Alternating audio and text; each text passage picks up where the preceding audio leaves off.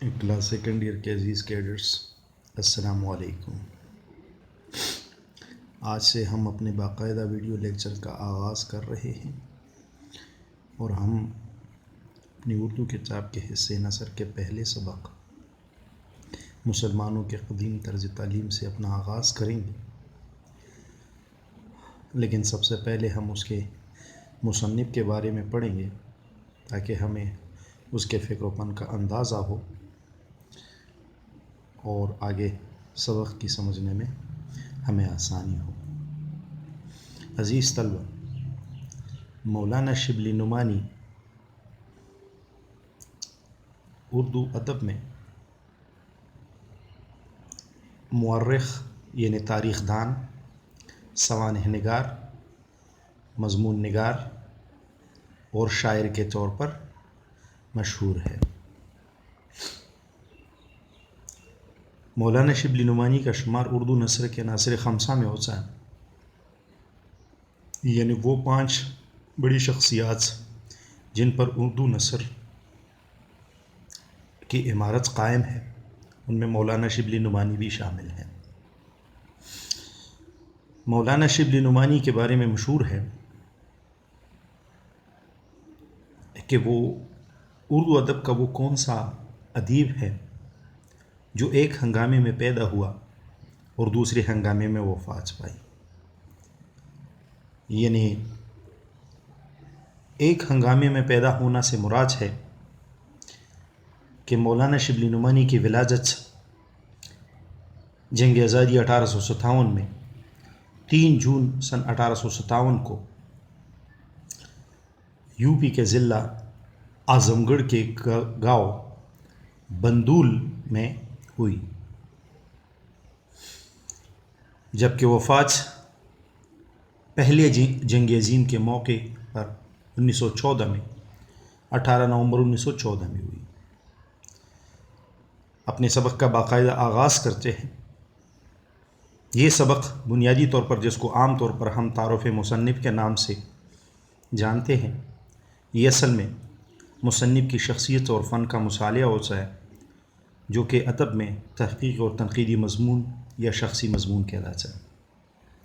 عزیز cadets, مولانا شبلی نعمانی اعظم گڑھ کے گاؤں بندول میں پیدا ہوئے سن 1857 3 جون کو۔ مولانا شبلی نعمانی کے والد کا نام شیخ حبیب اللہ تھا۔ امتحانی ضرورت کے تحت آپ نے تاریخ پیدائش، جہاں وہ پیدا ہوا، اور ولدیت کا نام یہ آپ نے یاد کرنا ہے، کیونکہ زیادہ تر معروضی سوالات یعنی آبجیکٹیوز MCQs اسی سے آتے ہیں۔ ابتدائی تعلیم اعظم گڑھ سے حاصل کرنے کے بعد عربی و فارسی ادب کی تحصیل کے لیے غازی پور جا کر مولوی محمد فاروق چڑیا کوٹی کے شاگرد ہو گئے۔ غازی پور بھی یو پی کا ایک ضلع ہے، اور پاک اسٹڈی میں آپ لوگوں نے پڑھا ہوگا کہ یہاں سر سید احمد خان نے سائنٹیفک انسٹیٹیوٹ کا قیام آئی تھنک 1864 یا 54 میں کیا تھا۔ مولانا شبلی نعمانی نے تعلیم حاصل کرنے کے لیے دور دراز کے سفر کے لیے لمبے سفر کیے۔ تعلیم کی تکمیل کے بعد یعنی جب انہوں نے تعلیم مکمل کی، انہوں نے وکالت شروع کی۔ چونکہ انہوں نے وکالت کا امتحان پاس کیا تھا تو انہوں نے وکالت شروع کی اور کچھ عرصہ امین دیوانی کی حیثیت سے بھی کام کیا۔ امین دیوانی یہ سلطنت کا ایک افیسر ہوتا ہے جو کہ عموماً جو سلطنت کی آمدنی ہوتی ہے وہ وصول کرتا ہے، اس کا ذمہ دار ہوتا ہے، کلیکٹر آپ اس کو کہہ سکتے ہیں۔ لیکن جلدی طبیعت اچاٹ ہو گئی، نہیں مطلب طبیعت اس سے سیر ہو گئی، کام میں اس کا دل نہیں لگ رہا تھا۔ سر سید سے ملاقات کے بعد وہ علی گڑھ میں پروفیسر مقرر ہو گئے۔ سر سید احمد خان سے جب ان کی ملاقات ہو گئی تو وہ ان کے قائم کردہ علی گڑھ کالج میں بطور فارسی پروفیسر مقرر ہو گئے۔ شبلی نعمانی نے مختلف ممالک کے سفر بھی کیے اور اس پر ان کا سفر نامہ بھی ہے سفرنامہ مصر و روم و شام کے نام سے، اور یہ سفر انہوں نے سن 1892 میں کیا تھا علی گڑھ کالج کے پرنسپل پروفیسر آرنڈ کے ساتھ۔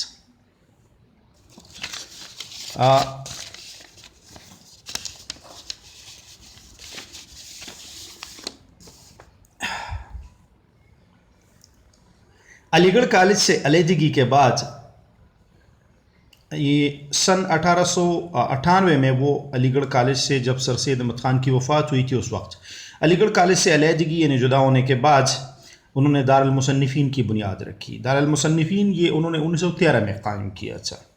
یہ ادارہ اسلام اور اسلامیات کے لیے یعنی اسلام سے متعلقہ علوم کے لیے ممتاز تھا یعنی اعلیٰ تھا۔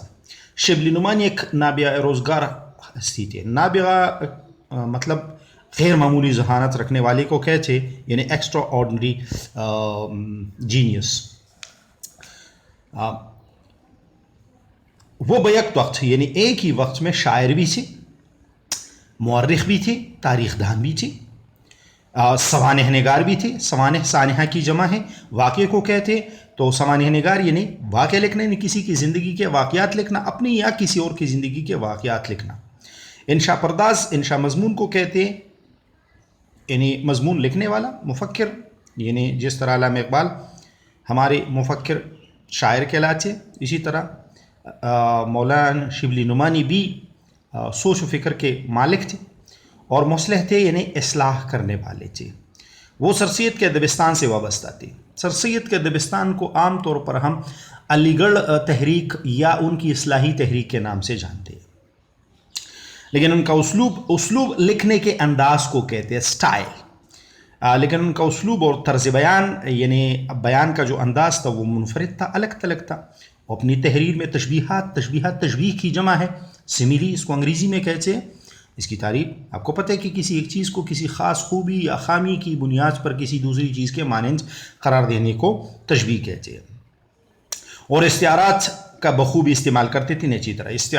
استعارات جمع ہے استعارہ کا، اور استعارہ اس کو انگریزی میں میٹافور کہتے ہیں، اور استعارہ تشبیہ کی قسم ہے جس میں ہو بہو وہی چیز قرار دیا جاتا ہے۔ تشبیہ میں تو مماثل قرار دیا جاتا ہے، لیکن اس میں استعارے میں ہو بہو وہی چیز قرار دی جاتی۔ جس طرح اس کی مثال یہ ہے کہ اگر میں کہوں کہ میرا بیٹا چاند کی طرح خوبصورت ہے تو یہ تشبیہ ہے، لیکن اگر میں کہوں کہ میرا بیٹا چاند ہے تو یہ استعارہ ہے۔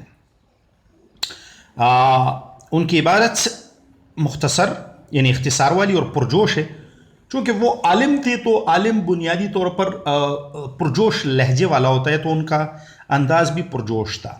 تحریر میں روانی یعنی مطلب جب آپ اس کو پڑھتے جاتے ہیں تو آپ اس میں رکتے نہیں ہیں، مشکل الفاظ نہیں ہے، کوئی اس طرح پیچیدہ چیز نہیں، اور دلکشی ہے یعنی دل کو کھینچ لینے والی کیفیت ہے۔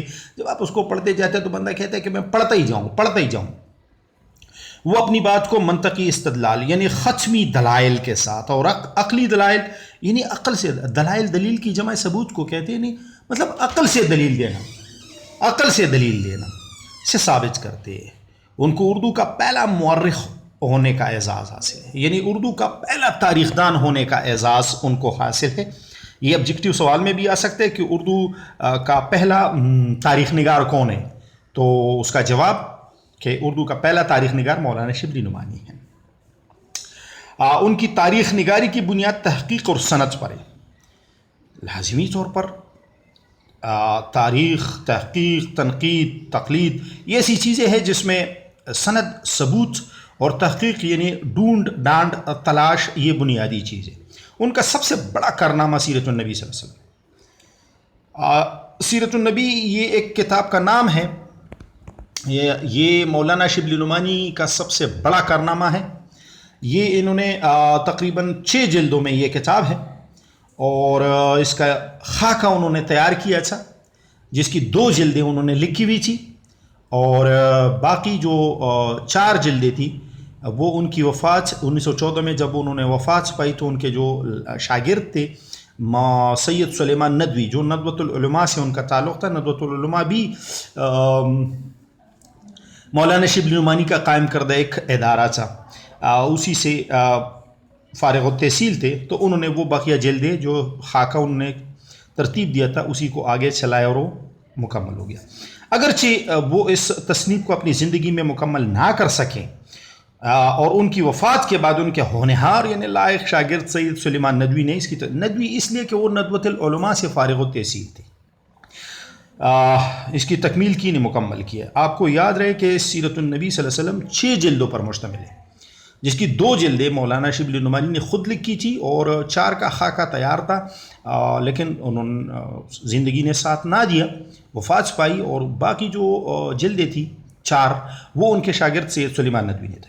تصانیف کتابوں کے نام اگر ہم دیکھیں تو سیرت النبی صلی اللہ علیہ وسلم بہت بڑی کتاب، الفاروق حضرت عمر فاروق رضی اللہ عنہ کی زندگی پر مبنی کتاب ہے. اسی طرح المامون حضرت خلیفہ مامون رشید کی زندگی پر ہے. الغزالی حضرت امام غزالی کی سیرت النعمان حضرت نعمان ابن ثابت رحمہ اللہ علیہ کی زندگی پر کتاب ہے. شعر العجم یہ ان کی اس میں تنقیدی کتاب ہے جس میں فارسی شاعری اور اردو شاعری کا جائزہ لیا گیا ہے. شعر العجم یہ 5 جلدوں پر مشتمل ہے.